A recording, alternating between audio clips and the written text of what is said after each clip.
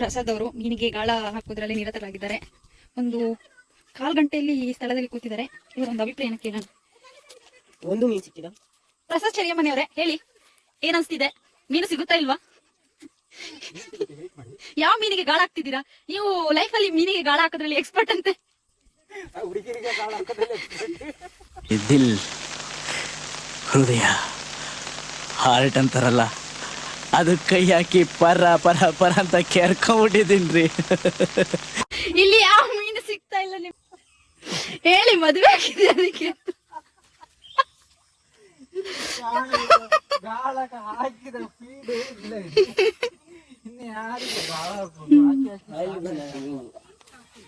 Many months later.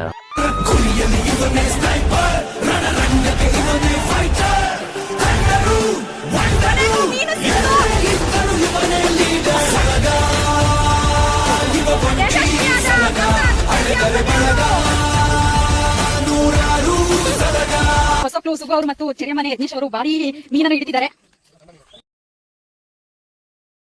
ಇದ್ರ ಹೆಸರೇನು ಯಜ್ಞೇಶ್ ಅವರ? ಜಿಲೇಬಿ ಮೀನು ಅಂತಾರೆ ಇದಕ್ಕೆ.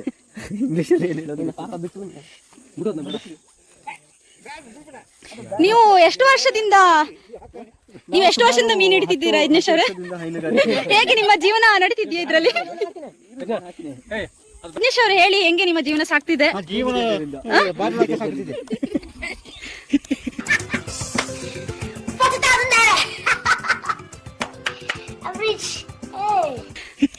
ಇವರು ಒಂದು ಮನೆಯನ್ನು ಕಟ್ಟಿಸಿದ್ದಾರೆ ಮೀನು ಹಿಡಿದು.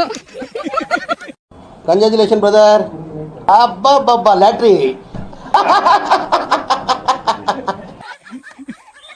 ಇವರು ಎಲ್ಲರಿಗೂ ಒಂದು ಆದರ್ಶವಾಗಿದ್ದಾರೆ.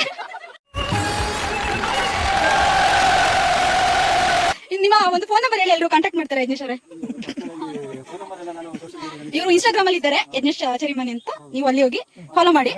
ನಾನ್ ಸ್ವಲ್ಪ ಡಿಫರೆಂಟು, ನನ್ ಪ್ರೀತಿ ಸಪರೇಟು, ನಾನೆಂಥ ಮ್ಯಾಗ್ನೆಟ್ ಊರ್ಗೆಲ್ಲ ಗೊತ್ತ.